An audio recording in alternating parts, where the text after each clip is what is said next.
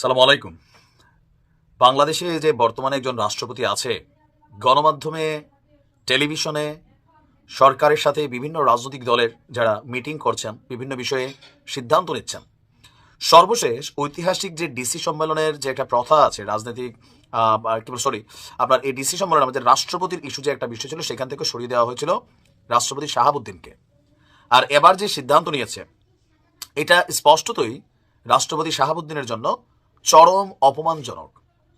এখন আছে না, ধরেন বাঘ খাঁচার মধ্যে পালমো, একটা গুতা দেমো, হ্যাঁ, তারপর বাঘ একটা বিলের মতন হয়ে যাবে, দেখতে ভালো লাগবে, বিষয়টা অনেকটা এরকমই হয়ে গেল না? যদি রাষ্ট্রপতির দরকার না লাগে বাদ দিয়ে দেন, সিস্টেমে বাদ দিয়ে দেন, কিন্তু না, সংবিধানকে নিজেদের যেই এই সরকারের বৈধতার জন্য রাষ্ট্রপতি রাখাটা জরুরি, কিন্তু বাসার ভিতরে খাওয়া দাওয়া ছাড়া আর কিছু নাই। স্পষ্টত রাষ্ট্রপতির গেম ওভার। কার্যকর কোনো ভূমিকা রাষ্ট্রপতির এই মুহূর্তে নাই। তবে কারণও আছে, এই রাষ্ট্রপতি আওয়ামী লীগ সরকার কর্তৃক নির্বাচিত, আওয়ামী লীগ সরকার কর্তৃক এটা তৈরি হয়েছে। সো শুধুমাত্র যদি সংবিধানের ইস্যু না থাকতো, তাহলে রাষ্ট্রপতিরও এই পর্যন্ত বাংলাদেশ ছাড়া পালাইতে হইতো, ভারতে আশ্রয় নিতে হইতো। এখন সর্বশেষ কি সিদ্ধান্ত হয়েছে দেখেন, 21শে ফেব্রুয়ারি, আজকে আর মাত্র হাতে গোনা 2 দিন আছে।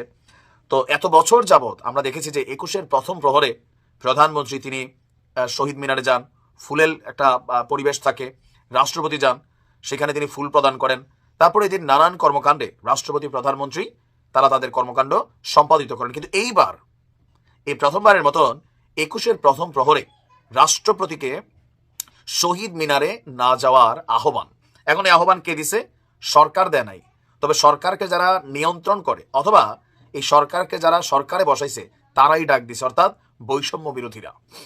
আপনার জুলাই আগস্টে গণহত্যা চলার সময় রাষ্ট্রপতির নীরবতা পালন করার অভিযোগ এনে রাষ্ট্রপতি মোহাম্মদ শাহাবুদ্দিনকে 21-এর প্রথম প্রহরে কেন্দ্রীয় শহীদ মিনারে না যাওয়ার আহ্বান জানিয়েছে বিপ্লবী ছাত্র পরিষদ। আপনার ঢাকা বিশ্ববিদ্যালয়ে রাজু ভাস্কর্যের চলমান গণঅবস্থান থেকে এই দাবি জানিয়েছে সংগঠনটির আহ্বায়ক আব্দুল ওয়াহেদ। তার বক্তব্য হচ্ছে, জুলাই আগস্টে হাজার হাজার ছেলেমেয়ে মারা গেছে, ওই পুরোটা সময় রাষ্ট্রপতি শাহাবুদ্দিন চুপ করেছিলেন, কিন্তু এটাও সত্য। আর এখানে যে রাষ্ট্রপতি শাহাবুদ্দিনের জায়গায় যদি বাহাবুদ্দিন হইতেন, দল যদি বিএনপিও থাকতো, তিনি যে কোনো কথা বলতেন, বাংলাদেশের রাজনীতিতে আমরা এমন দৃশ্য কিন্তু দেখি নাই কখনো। বাস্তবতা হচ্ছে যে থাকতো সে চুপ করেই থাকতো। এছাড়াও যে তিনি শেখ হাসিনার অবৈধ নির্বাচনের অবৈধ এমপিদের ভোটে রাষ্ট্রপতি হয়েছেন। বক্তব্য হচ্ছে, শেখ হাসিনা পালিয়েছে, সংসদ ভেঙে গেছে, এমপিরা পালিয়েছে, অথচ রাষ্ট্রপতি তবিয়তে পদে বহাল তবিয়তে আছেন। ছাত্র জনতার পক্ষ থেকে তার পদত্যাগের দাবি জানানো হলেও তিনি সরে যাননি, সরকার তাকে সরায় নাই, তিনি সরবেন কিভাবে? কিন্তু তাকে জনগণও মেনে নেয়নি, তিনি স্রেফ কায়েমি স্বার্থবাদীদের মদদে টিকে আছেন। এখানে বিএনপি একটা ইস্যু বলা হচ্ছে। তো তাদের দাবি, আমাদের রাষ্ট্রপতি যিনি আছেন তিনি ঢাকা বিশ্ববিদ্যালয়ের ক্যাম্পাসে পা রাখবেন না, 21শে ফেব্রুয়ারির প্রথম প্রহরে শহীদ মিনারেও আপনার যাবে না। তো 13ই ফেব্রুয়ারি থেকে আওয়ামী লীগ এবং তাদের মিত্র শক্তিকে নিষিদ্ধের দাবিতে ঢাকা বিশ্ববিদ্যালয়ের রাজু ভাস্কর্যে গণ অবস্থান কর্মসূচি চলছে। তো এই যতগুলো প্রোগ্রাম দেখেন, এগুলো সবগুলোর পিছনে বাবা বলেন, মা বলেন, ভাই বলেন, বোন বলেন, এগুলো হচ্ছে বৈষম্য বিরোধী এবং সমন্বয়করা, কোনো কোনো অংশে শিবিররাও। কারণ শিবিররা যে আসলে কোনটা কি, এইটা এখন অনেকের মধ্যে একটু প্রশ্ন।